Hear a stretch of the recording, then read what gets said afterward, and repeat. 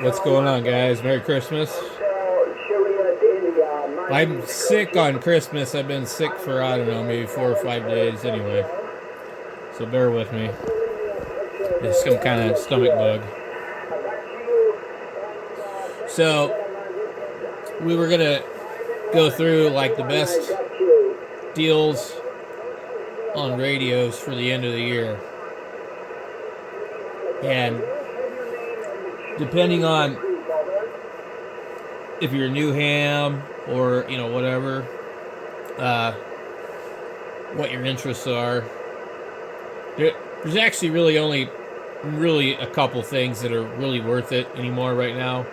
The gap between like the entry level and the mid level are like they know what they're doing. You're not going to get more value for your money. And then as you get up to the higher end stuff, they quickly just start screwing you. So you pay $1,000 for an entry level radio and upwards of $3,000 to $4,000 for something else, but you're not getting 3 to 4 times the radio. You might be getting like double the radio. So they know what they're doing. Because they don't sell as many of the more expensive radios, they charge more for them. So, I feel like, though, without too much speculation, the best HF radio for the bang, for the buck, no matter what the shortcomings are, is the FT710. Save your money, skip the 7300, skip the FTDX10, okay? Skip the 101, skip the 7610, and by all means, please don't buy a Kenwood 590. It's old technology for the price of a premium radio. There really isn't any other radio worth buying for HF. The 7300 is not worth buying because you don't have a display output. Okay? The 7300 is not worth buying because it costs more.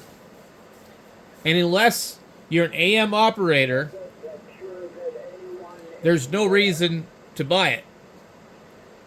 Unless you just hate yasus. I can give you reasons why you should buy it, but so the only reasons that I see, like I have a 7300, I've had a couple of them. And I like the 7300. It's a great radio, but it's costing too much money. It should be less than this radio at this point. Okay? The pluses of the 7300 are the antenna tuner works on receive, so it acts as a pre-selector for receive if you're going to use the internal antenna tuner. It has excellent transmitted audio. It sounds really good on AM. Which brings me to the 710. No matter how you fiddle with this thing is absolutely one of the worst radios for amplitude modulation. Absolutely horrible. Horrible. There's nothing you can do to make it sound good. It's terrible. I don't know. I've heard guys claim that the other radios, like the 101, and why? Come on, Yasu, why do you got to name it the fucking 101? The 101's been around since the 70s. Come out with a new fucking name. Pisses me off. So now every yahoo on the radio talking about their 101, they don't know which one you're talking about. And usually if you say you're on a 101, well, they think you're on the new 101. Could have came up with some kind of new number. Oh, it's an FTDX instead of an FT. Yeah, come on, man. That's real original. Anyway, the FTDX line has been around since back in the day when they had the big, huge silver face things. So, okay, this radio has exceptionally good receiver and noise reduction. Better than the 7300. It's not a true SDR radio, so you have a hybrid design. And the advantage of that is that the radio is not looking at the entire spectrum of frequencies without a filter, without a front end. So it's got much more selectivity. The disadvantage of that is the way that it transmits and produces its audio leaves a lot to be desired. And out of the box, This radio sounds absolutely horrible. You have to fiddle with it and screw around with the parametric EQ. If you don't do that, you're going to sound really muddy. And that goes for like all of them, man. They don't sound good out of the box. I don't know if it's this microphone is not good or what, but you'll never sound as good on one of these as a 7300 or a 7610. You can argue with me all you want. I've heard enough of them on the radio. They don't sound as good. And they never will, and they never can, because of whatever that Yasu has done inside the radio to water it down. They've done some kind of limiting thing on the front end input of the audio chain. Something's not right, and there's no way to bypass that. Okay?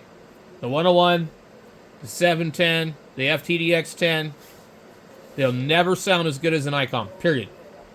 Not happening. If you're chasing after the best audio possible, absolutely just go ahead and skip all the Yasu stuff, because you're not going to get it. Icom has figured out how to make the best sounding radio since the Pro Series, the 756 Pro Series. And nobody's come close to touching them. Okay?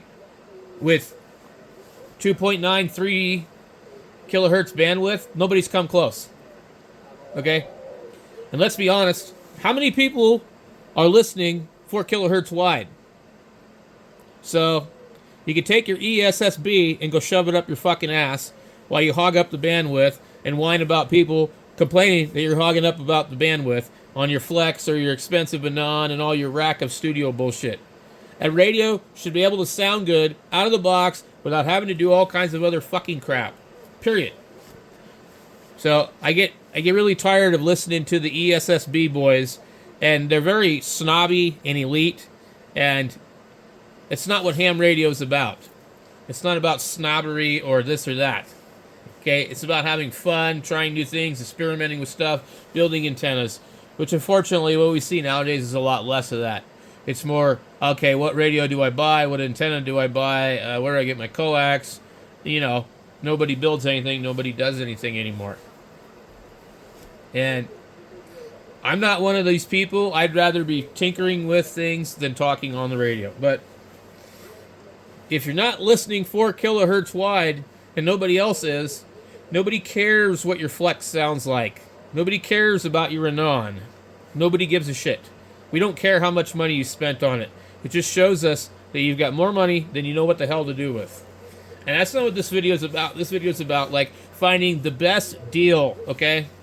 The best deal is not buying some multi-kilobuck radio that has a very diminishing amount of returns for a select amount of over-analytical, crazy, weird people. Okay? And also, I believe, in my opinion, the Hermes Lite is not a good radio. But if you are interested in that kind of stuff, it's the most affordable radio that could give you that Flex type of, fiddle with the fucking computer to run a damn radio bullshit. You know, run Thetis and all this other crap, and have to deal with the latency and the air brake and all this other crap. It's just not worth it. It's for, like, people that enjoy doing mindless shit like fucking wasting hours doing IT work. But that's just my opinion. You know, you don't have to agree with me. But for the people that got their license and they just want to get on the air and they want to sound good and they don't want to fiddle with some shit, don't buy this radio. Okay? I mean, I have a video on how to make it sound good, kind of a general starting point for your voice, as do many other people. But you're going to be fiddling with it. There's a lot to fiddle with in this radio. And they're raising the price on this radio. So, if you don't care about the display being external or whatever, the 7300 is going to sound good out of the box. It's a little bit larger of a radio in terms of, like, height. And I think that looks a little bit better. It just looks like a tiny-ass radio. It's not a mobile. It's not a home radio. It's not a good portable radio. It's just like this goofy-ass size that they decided that everybody should be happy with.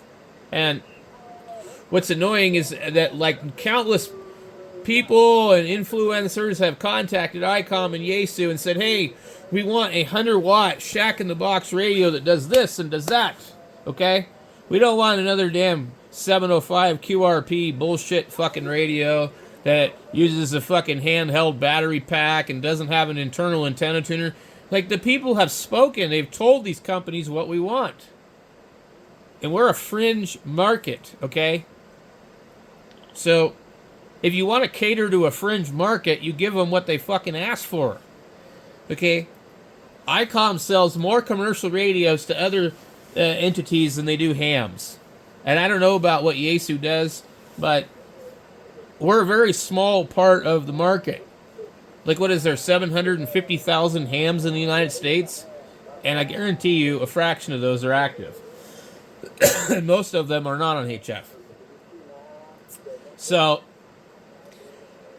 when people reach out to these companies and say, this is what we want, and they keep giving us something else, and they keep putting out radios that don't sound good, and they keep putting out radios that don't do all the modes well, and don't have all the options that we want, why do we keep buying them? Because there's no other choice, really. I guess that's the deal. I mean, what are you going to do, build your own radio? But I feel like, you know, this is the only option in 2024 for an affordable radio. Okay, you're going to have to fiddle with the audio settings. You're going to have to accept the fact that if you're a 100-watt station, your built-in antenna tuner is going to have an extremely limited tuning range. And if you have a G5RV or something like that, forget it. And it's not going to help as a pre-selector or anything like that. Outside of that, it has an outstanding receiver. You could buy, you know, something else like a Zygu X6100 and their 100-watt amplifier, but now you're over the price of this radio. Okay? You could buy a 7610, which is like, what, over $3,000. You could buy a 101, which is over $3,000. And then you still have a lot of the same shortcomings. So, it just really, it boggles my mind how cheap they can make these radios, but yet they're still not giving us what we want. If you look at the cost of inflation of like what radios were back in the day, we're actually getting a pretty good deal. Now, when you can compare this with other consumer electronics, we're absolutely getting ripped off.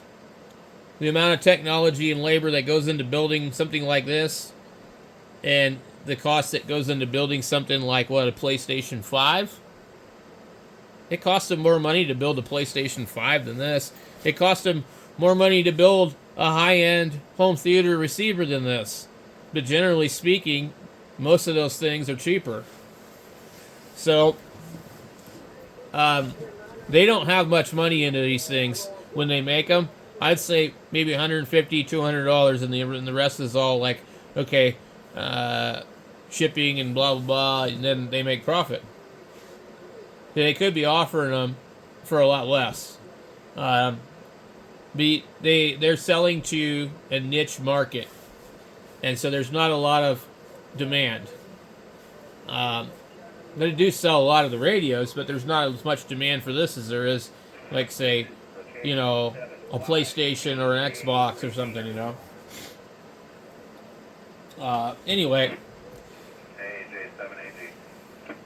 I feel like this is really the only logical choice to buy for a radio in this year until they come out with something else. It's either the 710 or the 7300. What are you going to buy? A Kenwood 590 for like $1,500? No way. So, a bit of a rant here, guys, but like I'm just frustrated with the radio companies and the crap that they want to provide us and the options and the choices that they give us. We have asked for all these things that they used to make. They don't make a 706 Mark II-G anymore. They don't make a TS2000 anymore. They don't make an 857D anymore. They have like absolutely screwed us. We don't get any of the stuff that we want, you know. And they're going to come out with some ugly looking QRP radio that looks like an FTM 500. Like, no thanks, man. And then Icom comes out with some weird, $7,000 radio that none of us can afford, with a 200 watt PA body and a remote head. I don't want that. That's not a fucking radio. Might as well be a goddamn Flex with a Maestro. It's stupid. But brings me to another point. How come you can't make a 500 watt radio? A 400 watt radio? Why do they always have to be 100 watts or 200 watts? I mean, 200 watt radios are hard to find. But I'm serious. So, make a radio. Maybe you don't have to have a tuner in it. Make a 500 watt radio. I mean, they made it with LD MOS technology. That's super easy to do. Make a radio where nobody needs to buy an amplifier. They'd use this 500 watt radio, and they'd all get on the air, and everybody would be able to hear everybody a lot better. Just a thought. Anyway, Merry Christmas, everybody.